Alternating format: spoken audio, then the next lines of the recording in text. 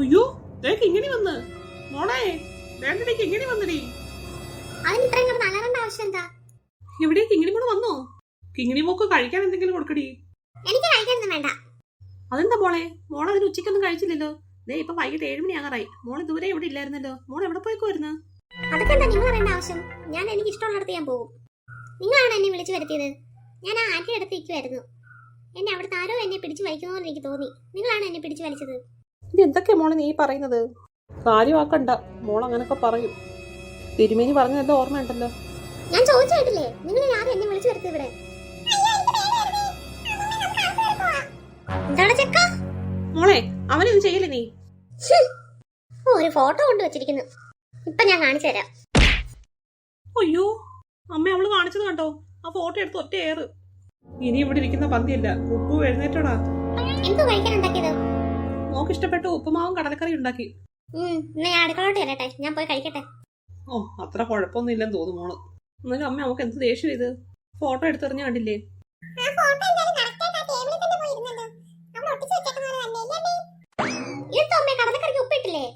അയ്യോ പിന്നെ ദേഷ്യപ്പെടുന്നു. മോളെ ഞാൻ ഉപ്പിട്ട് തരാം. ഞാൻ അങ്ങോട്ട് വരുവാ. മോളെ ഈ കൊണ്ടുപോ മോളെ, അമ്മ ഉപ്പിട്ട് തരാം. പിന്നെ ഇനിയല്ലേ ഉപ്പിടുന്നത്? ഇനി ഉപ്പിട്ട് എന്തിനുള്ളത്? വായിക്കാത്ത വയ്ക്കാൻ കൊള്ളാത്ത കറി ഉണ്ടാക്കി വെച്ചിട്ട്. അയ്യോ കണ്ടു, ആ കറി എടുത്ത് ഒറ്റ ഏറ്. ഇതെല്ലാം ഞാൻ തല്ലി പൊട്ടിക്കും. അമ്മേ പെട്ടെന്ന് അങ്ങ് പോയി ചേട്ടനെ വിളിക്കാം. അയ്യോ കരണ്ടും പോയല്ലോ അമ്മേ. ചേട്ടാ എന്തുവാടി?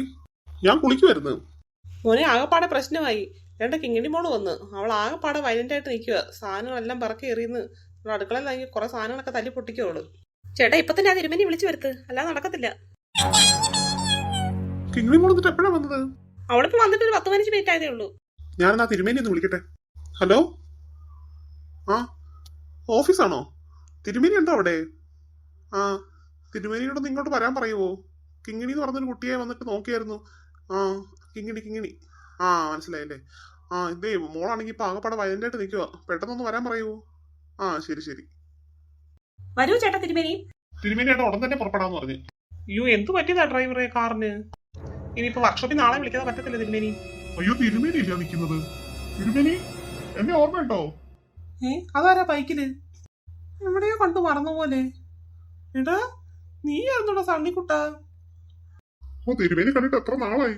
അയ്യോ ഞാനാണെങ്കിലേ ഇപ്പൊ അത്യാവശ്യമായിട്ടാണെങ്കിൽ കിങ്ങിണി എന്ന് പറഞ്ഞൊരു കുട്ടിയുടെ വീട്ടിലോട്ട് പോകും. ആ കുട്ടിയാണെങ്കിൽ പ്രേതത്തിന്റെ ബാധ കയറിയിട്ട് ആകെപ്പാടെ വയലന്റ് ആയിട്ട് നിൽക്കുക. അപ്പൊ പോകുന്ന വഴിക്ക് ഇതേ കാറാണെങ്കിൽ ബ്രേക്ക് ഡൗൺ ആയി. ഇനിയിപ്പോ വർക്ക്ഷോപ്പിൽ നിന്ന് ആരെങ്കിലും വിളിച്ചാലേ പറ്റുള്ളൂ. ഇനിയിപ്പോ എങ്ങനെ പോകുന്നു വെച്ചിട്ട് നിൽക്കുവോ ഞാന്. അത്രയ്ക്ക് അത്യാവശ്യമാണെന്നുണ്ടെങ്കിലേ എന്റെ ബൈക്കിൽ കയറി വാ, തിരുമേനി ഞാൻ അങ്ങോട്ടാക്കാം. വീട് എവിടെയത്? ആ മലപ്പൊക്കത്തുള്ള വീടാ. ആ മലപ്പൊക്കത്തുള്ള വീടോ? ഇത് ഞാൻ കഴിഞ്ഞ ആഴ്ച അവിടെ പോയിരുന്നു. ആ വീടിന്റെ തൊട്ടടുത്തുള്ള ഒരു വീട്ടിലാണെങ്കിൽ വേറൊരു കുട്ടിക്കുണ്ടായിരുന്നു ബാധ ഇതുപോലെ.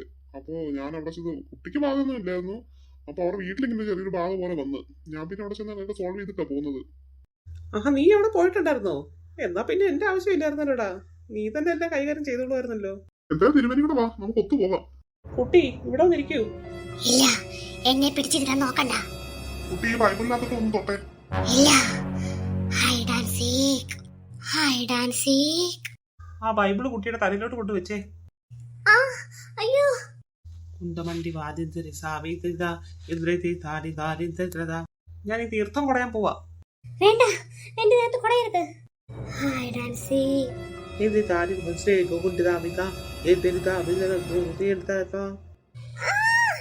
അയ്യോ വേണ്ട.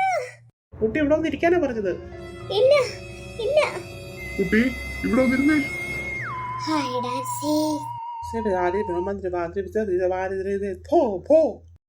Hide and seek, hide and seek. നീ പോ, ഒഴിച്ചു പോ. ഞാൻ പോകാം. അയ്യോ മോളെ. മോളെ കിങ്ങിണി. ഇനി ആരും ഭയക്കണ്ട. കിങ്ങിണി 10 മിനിറ്റ് അവിടെ കിടക്കട്ടെ. അതിനുശേഷം എല്ലാം ഒഴിഞ്ഞു പോകും കേട്ടോ. എന്നാ ഞങ്ങൾ അറിഞ്ഞട്ടെ. ഇനി ആരും ഒന്നും ഭയക്കേണ്ടതില്ല കേട്ടോ. മോൾ ഉണർന്നു കഴിയുമ്പോഴത്തേക്ക് അവള് സ്വബോധത്തോടെ ആയിരിക്കും എഴുന്നേക്കുന്നത്.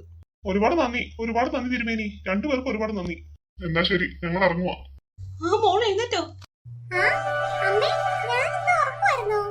ആ അതേ മോളെ കുറച്ച് ഉറപ്പമായിരുന്നു.